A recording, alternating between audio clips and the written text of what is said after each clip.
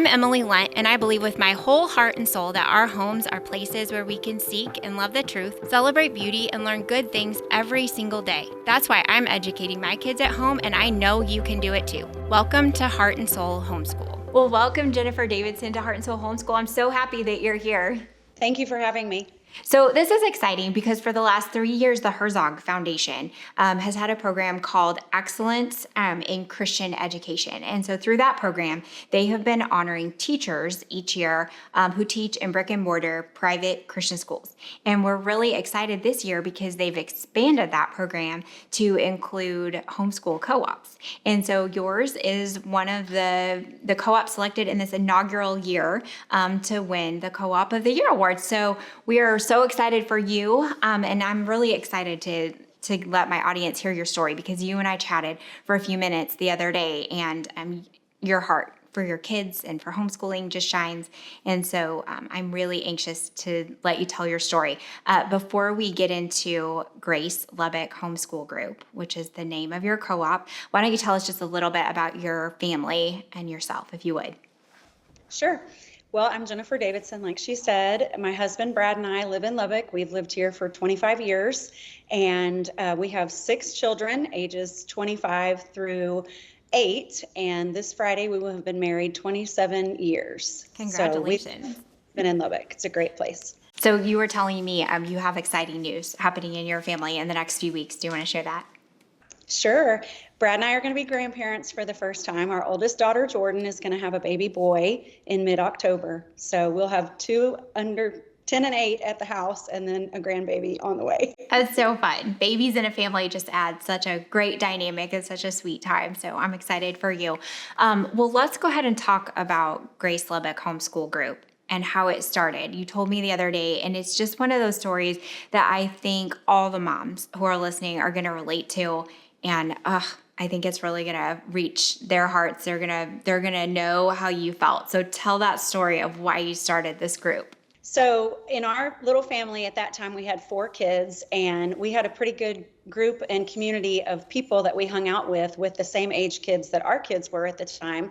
But when everybody turned 5, of course, it was time for people to go to school. And we all ended up choosing different educational routes in different schools. So our little play group that had met for the last 5 years since they were babies was basically not necessarily disbanding, but we weren't going to see each other at all. So I eventually started homeschooling my 25-year-old. And at the end of that year, she said, I love homeschooling, but I don't have any friends. And when her little eyes and her little voice looked up at me, it just hurt my mama heart so much that she felt like, that she didn't have anybody. And so I thought, I want to do something about this. So of course I prayed about it, thought through what could I do, because this is back in 2007. So this is way back when, you didn't have people out and about. You didn't know who the homeschoolers were. So it was still kind of, you didn't go out during public, in public during school hour times. And so I decided I need to fix this and I need to get my girls some friends, and I would love to learn from other people that are homeschooling, and, let's just all be a community. So that was the birth of GraceLubbock Homeschool Group. If I saw you out during the daytime hours, I handed you, get this, a trifold paper brochure, and I just took a chance that you were a homeschooler and invited you to this co-op that I was starting. Isn't that so fascinating how much things have changed in the last 17 years? So now I'm kind of just at that age. So my daughter is 8, and this is the first year after school has started that we've been getting some questions. I think just because she's big enough now and looks old enough that she's obviously of school age. And so we have had so many people say, oh, honey, why aren't you in school? And she loves to tell them that we homeschool, and it usually leads to some really great conversations. But it's so fascinating to me to think that that wasn't always the case, that you couldn't always just be out in the open about homeschooling, that sometimes, there were situations where you kind of had to keep it on the down low. But man, I think homeschool moms have kind of a spidey sense, don't you? I feel like we can kind of sniff out other homeschoolers. Right. Yes, that's so true. And back in the day, I tried really hard not to be out, like even the front yard. No, we can't go outside. It's still school hours. But that's all changed. That changed a lot with the pandemic too, and just a lot more acceptance of homeschooling in general across the nation, I think. Yeah, and I think it's important to hear those stories because I think those of us who are newer to it with younger kids kind of take those freedoms for granted. And I think it's important for us to realize that we've got it pretty good and do what we can to protect those freedoms. So let's talk about that just a little bit more though. So 2007, the internet was certainly a thing, but I would imagine that the information available about homeschooling was just a lot less. What did that look like? And when you thought about putting a group together, did you search to see if there were any groups in Lubbock already, or did you just move ahead? Yeah, all of those things. But back then, of course, it was word of mouth. I mean, you couldn't, I'm sure Google was around. I'm truly aging myself. But number one, I probably wasn't internet savvy enough to figure that out. And even for curriculum back then, you went to a curriculum fair or you went to the homeschool convention, the Texas Homeschool Convention that had all the curriculum booths. So it has changed so much. And even back then, I laugh about my trifold brochure, but literally, I did not know of other things in Lubbock except for one field trip group that we went on, and it was mostly teenagers, and I had 4 kids under 5 years old. So we didn't quite fit with that group, and that's when I knew I needed to start something that was more class-oriented and field trips and whatnot, something for the homeschool community. Where were all those homeschoolers hiding? And I wanted to find them. Yeah. I love that. So tell us about the early days of Grace Lubbock. What did that look like? Because it sounds like you started pretty small. We did. So again, the first semester after I passed out those brochures, and literally I had no GraceLubbock@yahoo.com or any email or any website to give them. It was literally, hey, here's my phone number. If you're interested, I can give you some more information.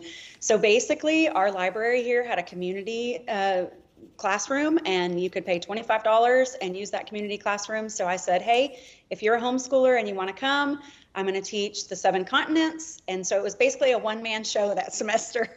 And we had 12 students come. It was about 4 families. And we had a blast and got to know each other. And it filled the void of my daughter. She felt like she had some friends. And of course, I felt like I had homeschool moms. And of course, the dads would drop in and things like that. And then eventually, just word of mouth from those 4 families grew. And then the next semester, we would quadrupled to 50 students.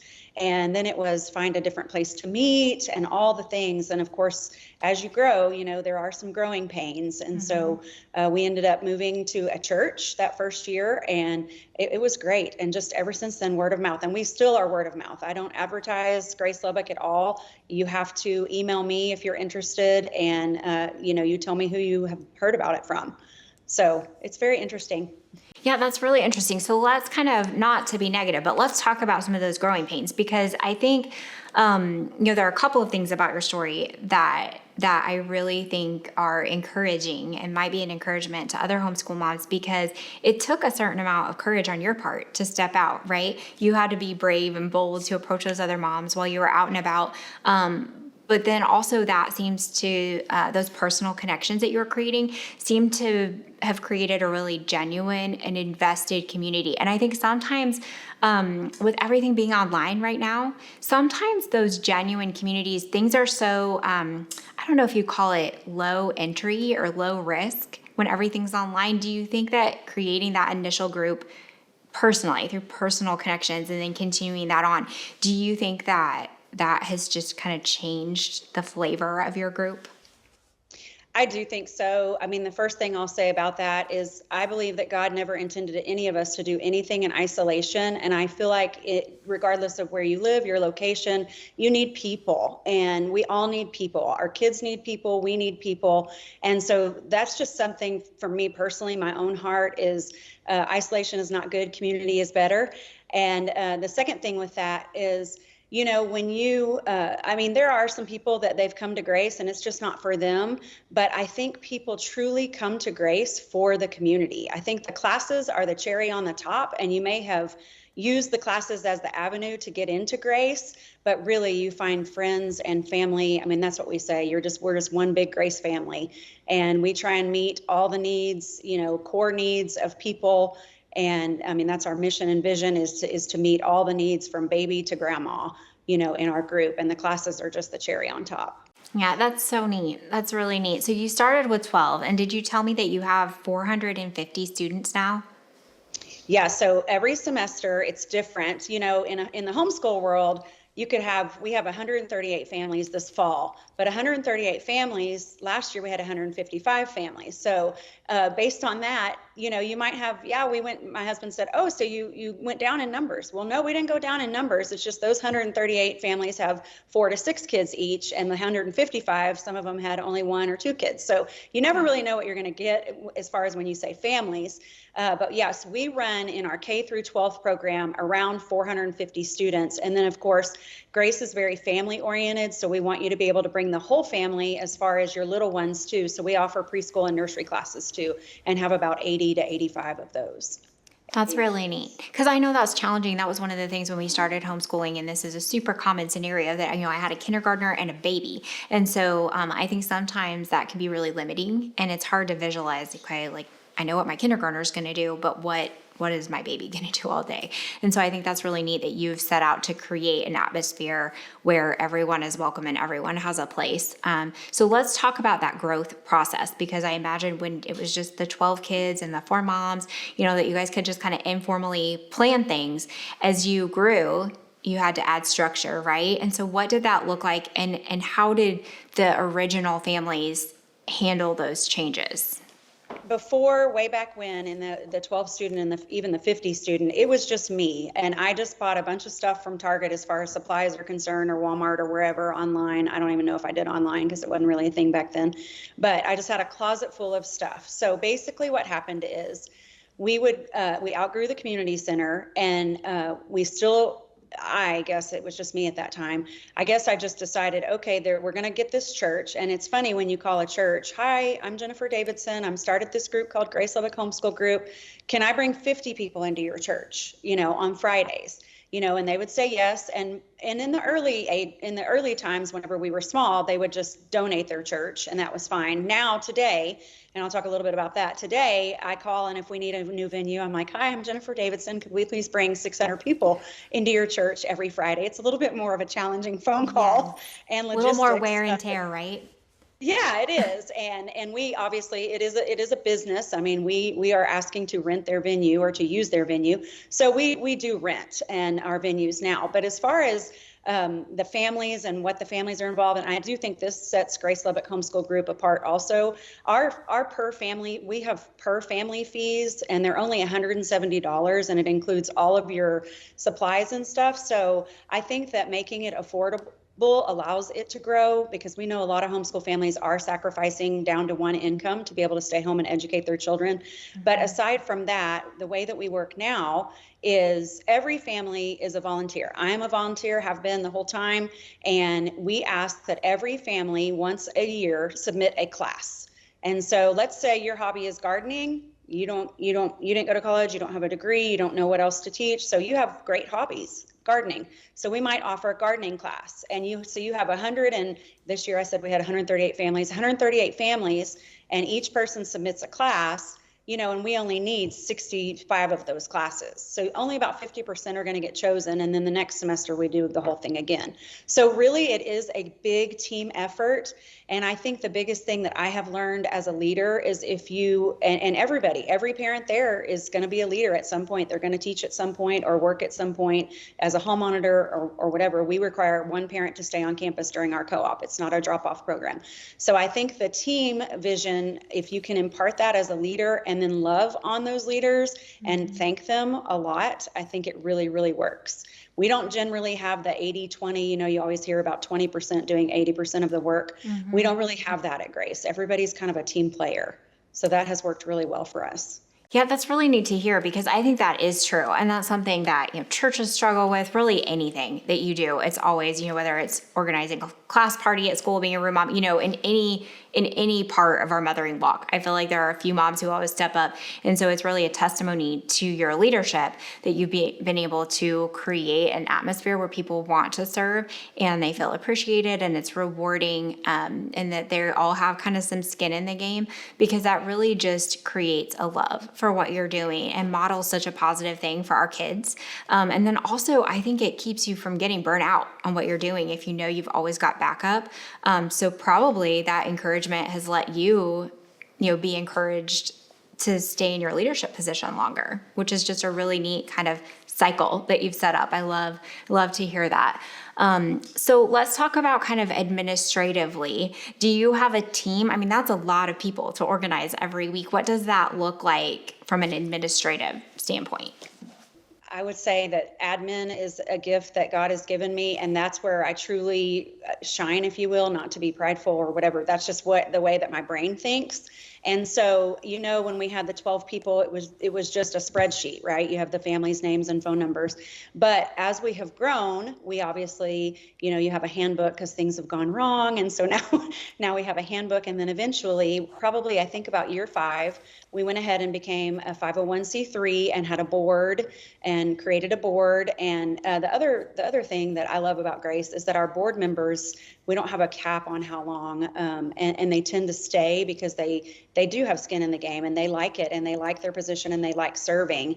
And so spreadsheets are my favorite thing, but we have an online website where you register. And so a lot of that stuff has become a lot more simple than when we used to do paper registration on classes and stuff like that. So as far as tackling 138 families, registering for classes, these 65 classes, the website really takes care of that and makes it nice and neat for us. But as far as a Friday is concerned, we're old school on a lot of things. We still check people in by pencil and paper instead of iPad. We tried the iPad, and that just didn't work for us very well. And then there are things where, you have spreadsheets and printouts and who's going where. And we all wear these yellow and blue shirts that say Team Grace.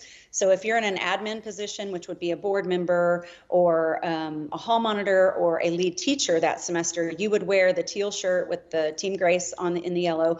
And that way, anybody that's new or anybody that's just looking for answers can ask any of those people the question of where do I go or what am I supposed to be doing now? And they can answer it. So it really is a great team of people. That's really what makes Grace tick. Well, and I think it's so encouraging to see something run really well. And I think that, again, that's a learning experience for our kids to see something that is not just a hodgepodge or, a wild, chaotic mess, but something where, no, we're serious about your education. We love to be together. We're serious about our community, and we want to serve each other well by being organized and modeling for these kids coming up how something can be done in a way that really, ultimately it glorifies God, right? For us to be educating our kids and putting our heart and soul into it, and then doing it in a way that anyone, whether they're homeschoolers or Christians or just anyone that would look in would say, man, like they are doing their best there. And I think that's so encouraging, because I think sometimes the stereotypes of homeschooling, I think sometimes people think that we just let our kids, run around looking at bugs and call it school. But there is a method to the madness, right, Jenifer? Yes, ma'am. There sure is. So you mentioned that you had a vision statement. What is your vision statement for Grace Lubbock? Just to reach the whole family is our vision. Is through homeschool education, you come there because you're a homeschool mom or a homeschool dad, but really it's to reach the whole family. That yes, you get the education, but we want to reach the heart for God. We want to reach you want to get good classes, good education, but we also want to love the person, because that's what Christ called us to do first. So, and that's really what it's all about. And I think that the homeschool family, being cohesive and involving everyone, that makes homeschooling more sustainable as we work together as a family. So let's end there, Jenifer, on that note of encouragement. And so if anyone is thinking about starting a co-op, if they're that mom who's thinking like, man, we love homeschooling, but our kids just don't have friends, I don't have any friends, what would be kind of a final word of encouragement that you would leave them with? Start a co-op. Yes, it's hard, and yes, there will be some trying times, but it will be the most rewarding thing that you do for your own personal family. And that's why I still do it, is because I still have a 10 and an 8-year-old, and it's so good for your kids, but it's so good for the whole community.